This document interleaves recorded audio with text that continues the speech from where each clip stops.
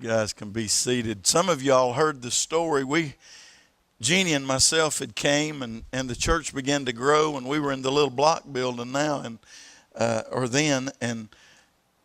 were going to have a church meeting. You know how church meetings can be, and we were going to have a meeting that Sunday night, and there was the piece of property where the Family Life Center and the gym is now, and the daycare.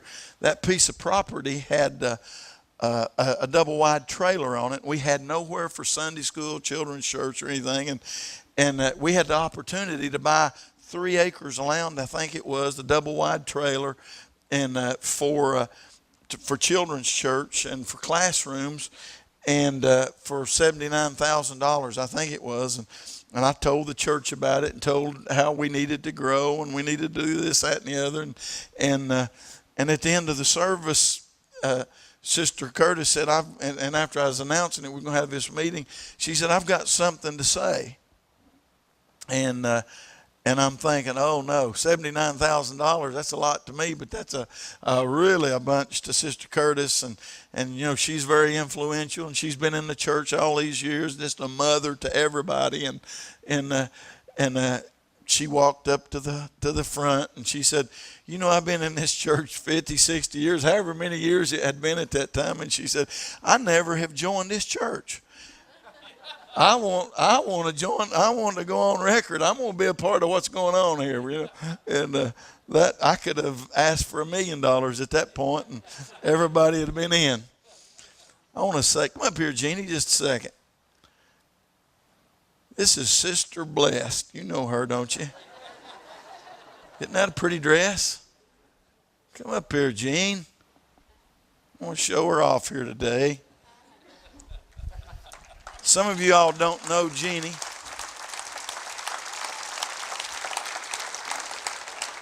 Some of you all, you see her in the back. She's just a servant and doesn't want to be seen. She never sits on front. These visitors a lot of times come in and they wonder who my wife is, and they're trying to put me with somebody and trying to figure out who's who and this, that, and the other. If it hadn't been for this woman, I wouldn't be alive right now. She's an unbelievable mother. If you don't think that she is, you try to say something bad about her boys, whether it's true or not. Don't matter. Has nothing to do with anything, does it? It's her boys. You know it? They do no wrong. They don't do wrong. Our boys have never done anything wrong. And you know, I think about times that she's come after me in the middle of the night when the boys in the back seat of the car come to get me out of jail, come to find me where I'd wrecked the car or been in some kind of altercation with the law or this, that, and the other. If it hadn't been for the mother of my boys and my mother, who never give up on me. Come up here, Mom. I want you to come. Some of y'all don't know I don't know what it is with my mother and the mother of my boys. They always sit in the back. I don't know if they're trying to get out first or. I think Mama's back there with her gun in her pocketbook, so if anybody shoots me, she can get them before they get out the door.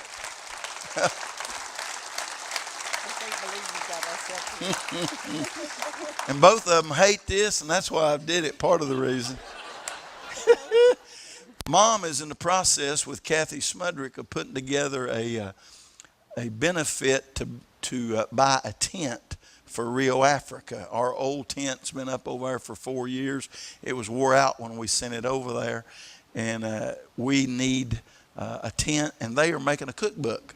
So all you ladies, I want you to get all your favorite recipes out all through the network. We're going to put this cookbook together, and we're going to raise funds, and we're going to buy a brand new tent, or brand new to us anyway, for RIO, Africa. And I want you guys to know how much I love you. Thank you very much.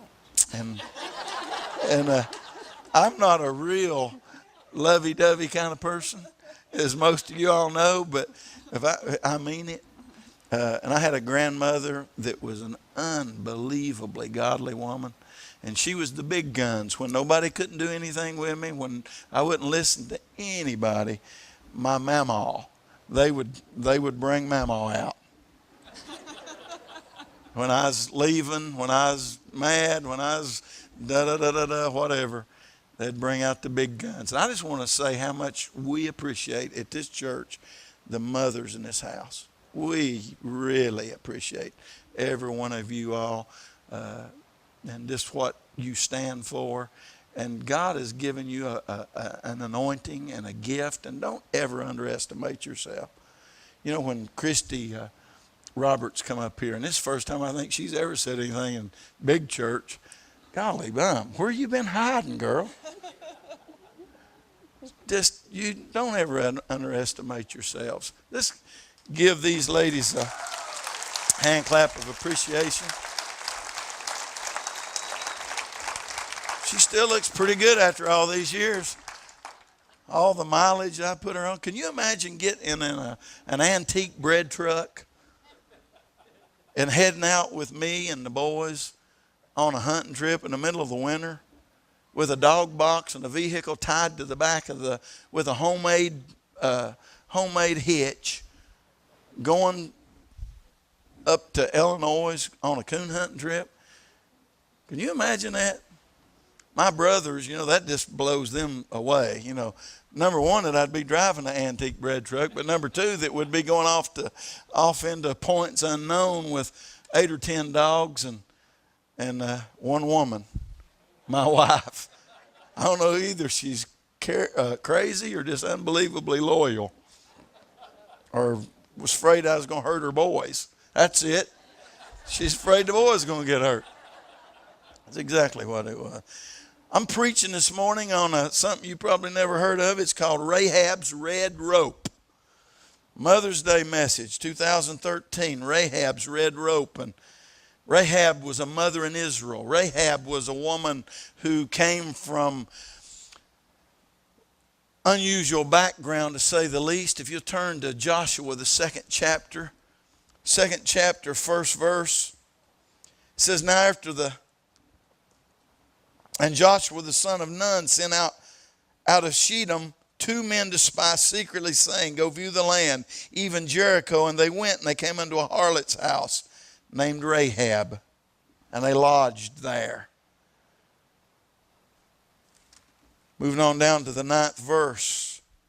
I'm preaching this morning about the great-great-grandmother of David the king, the man that was after God's own heart. I'm preaching this morning about the characteristics of a survivor.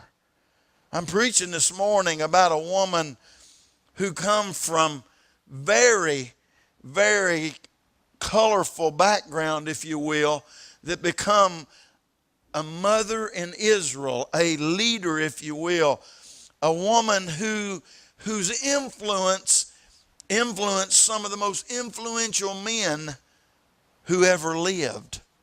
She was a Canaanite. She was an idolatrous, wicked woman that lived in one of the oldest cities on earth, Jericho.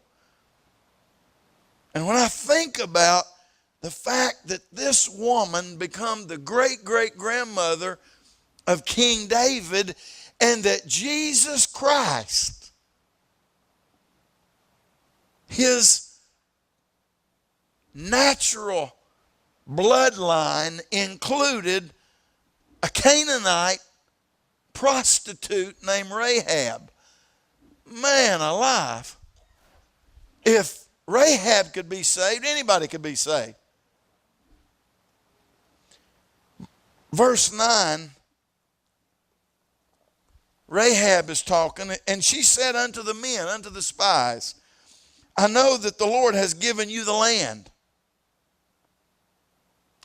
and that your terror is fallen upon us, and that all the inhabitants of the land faint because of you, for we have heard. She said, I know, and we have heard.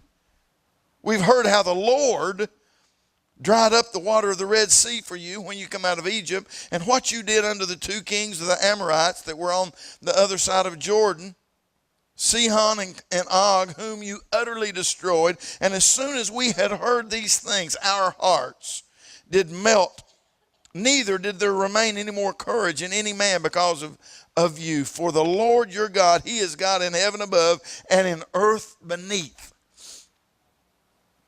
Here's an unbeliever, a prostitute that's running a brothel. And she says that your God is the real God. And what she's saying is that the God that we've been serving and the Canaanites have been serving and all this wicked worship that we've been involved in is false. And she says, now therefore I pray that you swear unto me by the Lord, since I have showed you kindness, that you will also show kindness unto my father's house and give me a true token, a true sign, and that you will save alive my father, my mother, and my brethren and my sisters and all that they have, and deliver our lives from death. And the men answered her, our life or yours.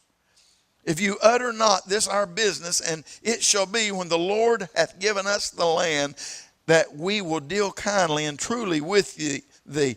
Then she let them down by a cord through the window, for her house was upon the town wall, and she dwelt upon the wall.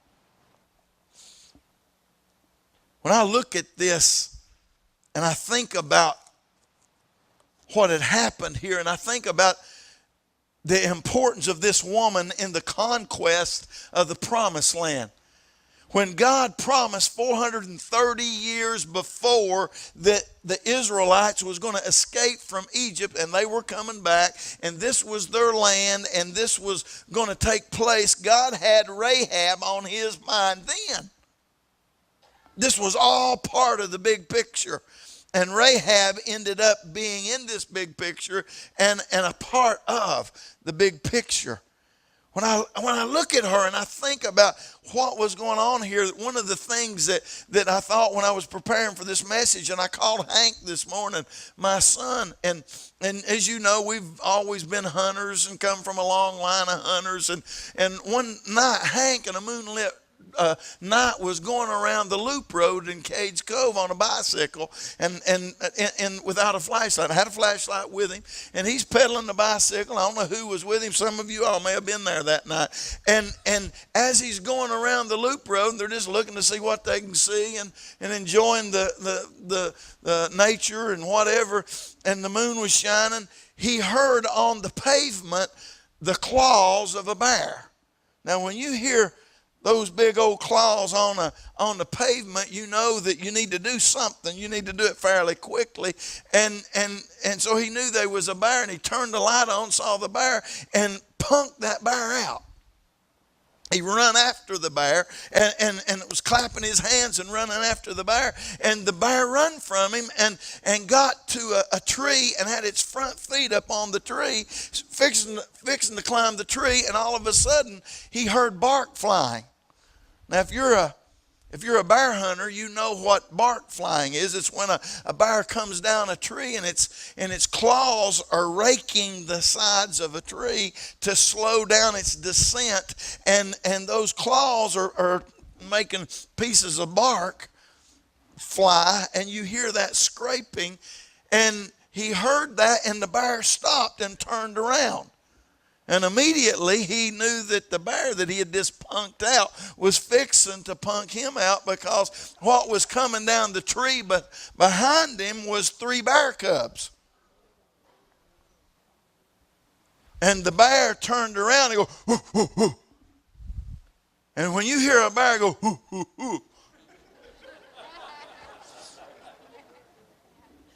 and they got cubs, you know that something that God placed in that bear called mother's instinct is taking place.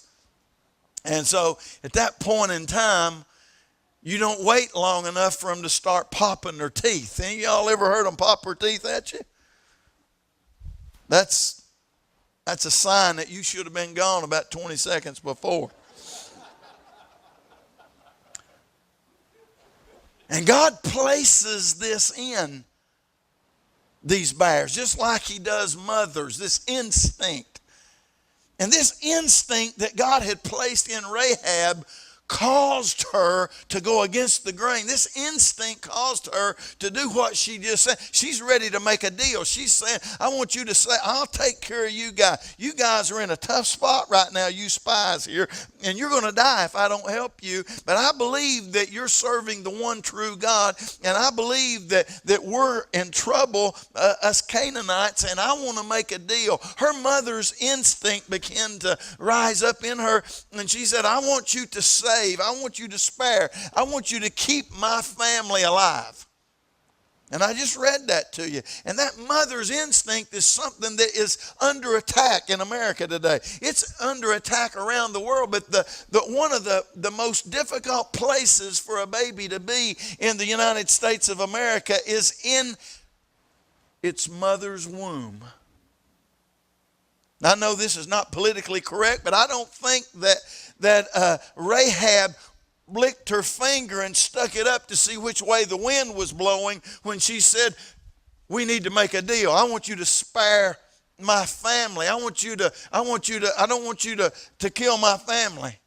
I want you, when you come into the land, I believe that God has sent you, and I want you to protect. She didn't call a vote to see what kind of political winds were going in whatever direction. And the Bible talks about in the last days and the latter times that there's going to be, one of the indicators is that there's going to be a lack of natural affection. And homosexuality is wrong. Same-sex marriage is wrong, and there is no way you can make it right, no way, no how. It's against the Bible, Old Testament, New Testament, over and over and over and over. But there's more abortion than there are homosexuals. And if you've had an abortion, we love you. If you're a homosexual here today, we love you. But that doesn't make it right. And I don't have to lick my finger and hold it up to the wind to see if it's politically correct or not, because it's not biblically correct. And here, when we see this natural affection that is under attack, a mother has got this something that God has placed in her that says, my boys ain't in the wrong, even when they are. My girls couldn't have done that. I remember one time there was a guy that shot one of my dogs when I was about 12, 13 years old. This is story morning, I guess. And I just thought of this, and I was 12 or 13 years old, and this guy had shot one of my dogs. I think he was watering down his fence, his mailbox post. And a friend of mine saw it happen. And the dog got gangrene in his foot, and we had it to the vet and all wrapped up and this, that, and the other, and it lost 2 or 3 of his toes. And the guy made a living by growing fruits and vegetables. And a 12-year-old boy with a machete can really do havoc to an acre plot of garden. I remember shooting a 410 up in the air and listening to it rainbow down on the roof of his house. It's the truth. It's not the best thing in the world, but I'm going somewhere with it. And we had some surveyor's tax, and I'm not bragging about this. I'm just saying, don't shoot my dog. If you guys want to make me mad, mess with my dog. And we had some surveyor's tax, and he had a 61 Chevrolet 4-door baby blue. And there was one morning that he got up and he had 4 flat tires, and he had surveyor's tax because they was in his driveway. And he called my mother. And we paid a trip. And this guy's name was Turkey Sperling. They called him Turkey because he had been a moonshiner and he ran from the law, and turkeys are fast. And that's why he was called Turkey. And so we made a trip out to Turkey's house. You remember that, Mom?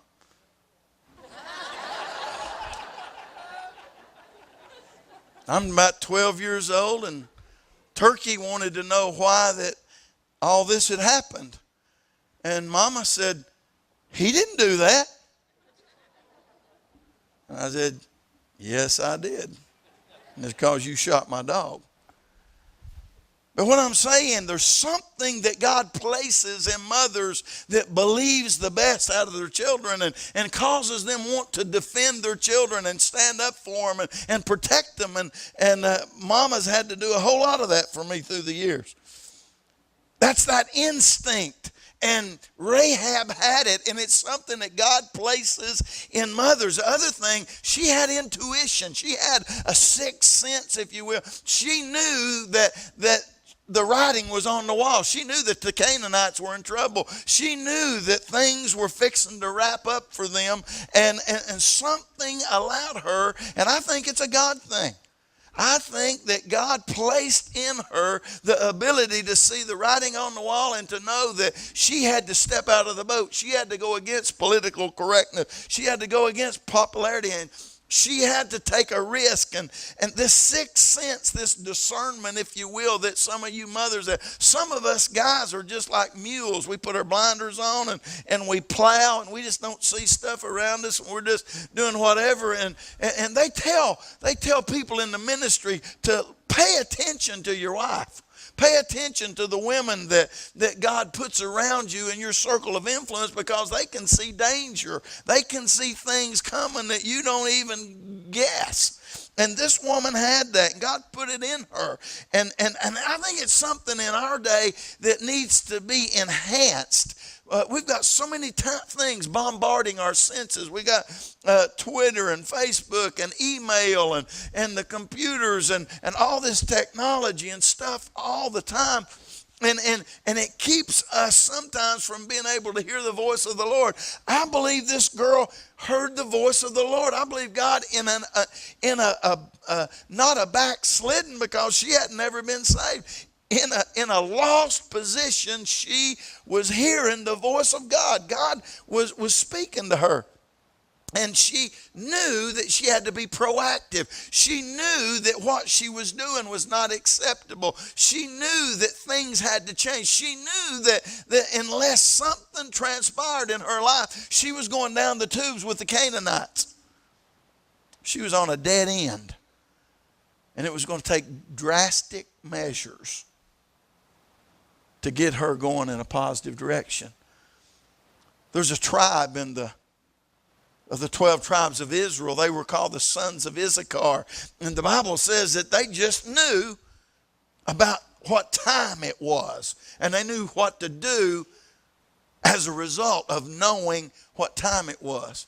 I believe that we need to know what time it is in the United States of America and then in the world as a whole. I believe we need to stand up and understand that it's time to do something, that it's our time, and that we've been brought to the kingdom for such a time as this.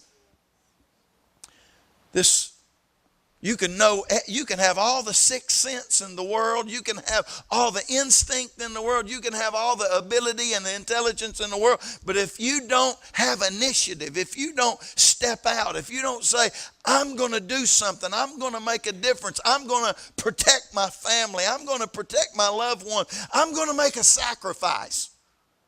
If you don't get to that point, you just had some good ideas.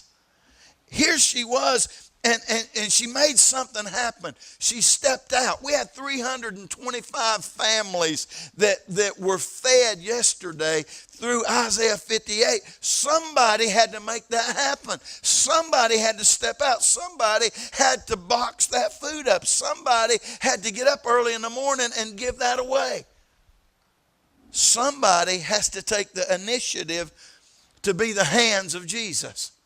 Somebody has to take the initiative to take that first step to make something happen. And she stepped out. There was other people there that had better backgrounds, better reputation. There was other people in Jericho that could have stepped out, but they didn't. She did. Can you imagine this woman? She was there on the wall. She's seen the caravans coming in.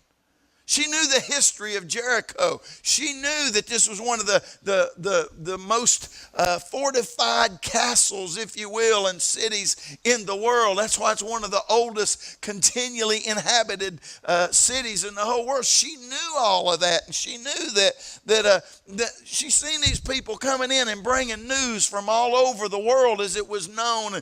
She knew about the strengths of the different armies, and she knew all this stuff, and she had heard stuff. And she'd heard all this stuff about God's people, the Israelites. But until she acted upon what she had heard and what she knew, she didn't call a vote. She didn't check the wind, like I said earlier. She just stepped out. She refused to play it safe. This is not the time to play it safe. We're not living in a culture or a society that raises people to respectable positions because you play it safe. This is a time to go against the grain. This is a time to go upstream, if you will. This is a time to say, this is what God's word has to say in love. But nonetheless, this is God's word. If we're Christians, we have no choice but to take the initiative. Go to the polls. Say how you feel. Say what you think. People ain't going to like you anyway. What do you got to lose? Take a risk. And then the last thing, she stepped out. She had initiative. Do something, even if it is wrong. And she engaged. She connected to these two spies. But when she connected to these two spies, she connected to their God. She connected to their faith. She connected to their values. She connected to their future. When she engaged, she connected to the bloodline of Christ. She connected to Boaz and Jesse. She connected to David and Jesus. When she saw that opportunity, she gambled. She took a risk. She stepped out. She identified with God and his people. She said, I want to be a part of that. This is real. This is substance here. These people ain't playing. These people mean what? They're living it. These were two spies. They were just part of the army of God. 2 out of probably 3 million. But their influence on her. Can you imagine them being in this house of prostitution? Can you imagine the conversations that went on? Can you imagine? They may have led her to the Lord. Their influence on her caused her to act and engage and identify with them. And from this point on, she lived with the people of God. As we stand all over this congregation,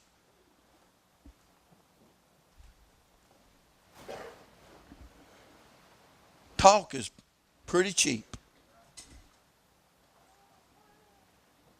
What you think, unless you take action, really don't make much of a difference. She pulled the trigger. And she took this opportunity. I want every mother in the house. You may be a believer, or you may be like Rahab. You may not have ever surrendered your life to Jesus. But I want every mother in this house, irregardless, I want you to come up front right now. I want you to step out of your pew. We're going to pray with you.